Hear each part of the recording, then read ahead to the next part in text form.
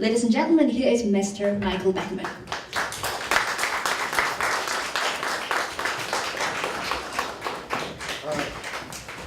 Thank you so much, and good evening to everybody. It's an honor to be here in such august company, to support this effort, and to speak in any venue that forbids vocalizing in the bathrooms. That's the best sign I've ever seen. If you haven't seen them, you need to check it out. I don't dream much. Now, I don't know if you need to know that, but I don't. And so last night I actually had a dream, and it was odd. I had a dream that the great Finnish composer Jan Sibelius, composer of Finlandia and many symphonies, was around giving talks, and that I was supposed to go to Sibelius's talk and ask him questions. So I was trying to think of questions, and the question that I came up with to ask Sibelius was, do you feel that your musical thought processes are the same as your regular thought processes? I woke up before he could answer. I'm sorry to say, but as Corey mentioned, one of my real concerns, and it's something that preoccupies me, is just what is the connection between music and the rest of the world? As someone wiser than I said, it's one of those things that we know when we don't ask, and when we ask, we realize we don't know. So how does music relate to the rest of the world? What kind of thing is it? And of course, one of the things I did this year to sort of explore that was to teach a course on issues related to why do we like what we like. And of course, there were many answers to this. Neurologists think they know using the latest, brain scans to tell you how you respond to something and why you like it. The cognitive psychologists have a whole other set of theories that try to explain how your brain focuses on certain kinds of organizations. Social philosophers will say that these are issues of race or class. Others will say that it's a matter of peer pressure, that the group that you're with determines the kind of thing that you like. In short, no one really knows. And there's a whole group that speaks about emotion. They speak about music and emotion. Now, emotions are tricky things, because nobody really knows what they are. If you go looking for a definition of emotion, you usually see an emotion is an emotion which, or sometimes they try to cross you up, they say, an emotion is an affect which. Well, no, it's a circular definition, can't do that. You learn that in 3rd grade, right? So the question is, what is an emotion? And emotions are interesting because everybody tries to talk about music in terms of emotions, but nobody knows what they are, right? And I think what people mean is to stress the idea of what they would call feelings. But I think all of us who practice music understand that there's far more than the expression of emotions.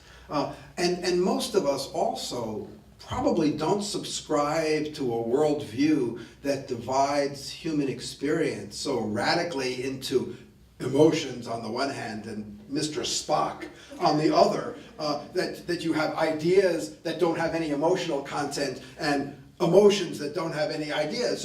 So we imagine a universe, I suppose, collectively, that's a bit more complicated than simply the division between emotions and ideas.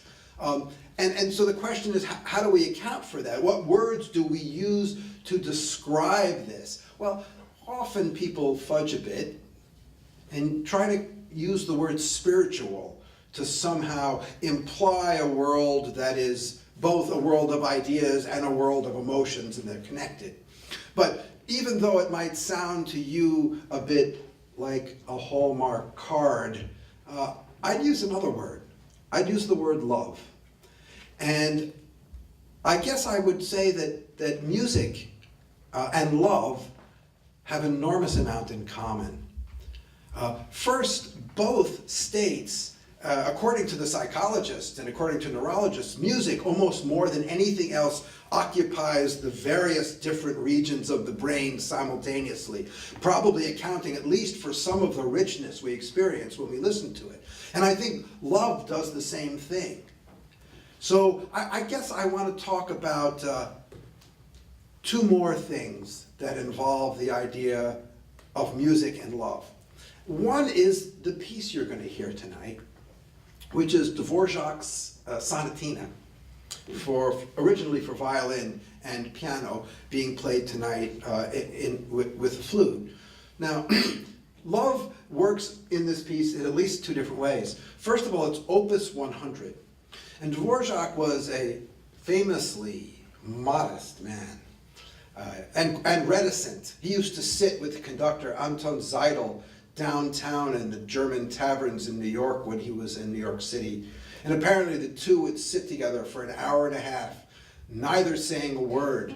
And then Dvorak would get up and say, "I really enjoyed our lively conversation."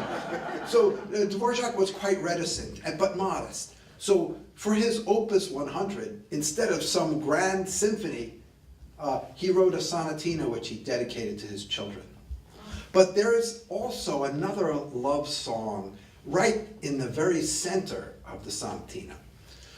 Dvorak, who most likely was in love with his sister-in-law for almost his entire life. He wanted to marry her. She turned him down like Mozart's Constanza's sister, right? And he married the sister, Anna Dvorak, but always sort of carried a torch for Josefina.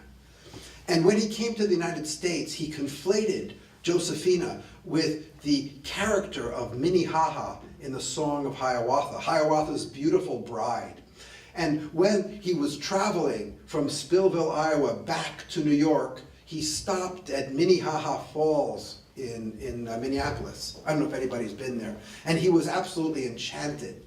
And thinking of both Minnehaha and his sister-in-law, I believe, he wrote famously a theme on his cuffs, which you'll hear in the middle of the middle movement. Because one thing about musical structure, love tends to go on the inside. In the middles, the amoroso passages, not at the beginning and the end. Those are, opening chess moves. The espressivo, the emotion, the internal things, the feelings go in the middle. But the last thing is that there's another kind of love, and that's the kind of love that Nana and Kaori have shown in their concern and care for this project. And the love of bringing this kind of music to people all over the world is something extraordinary. And that's why this is one of my favorite projects to support, and of course, I know it's one of yours as well. Thank you so much.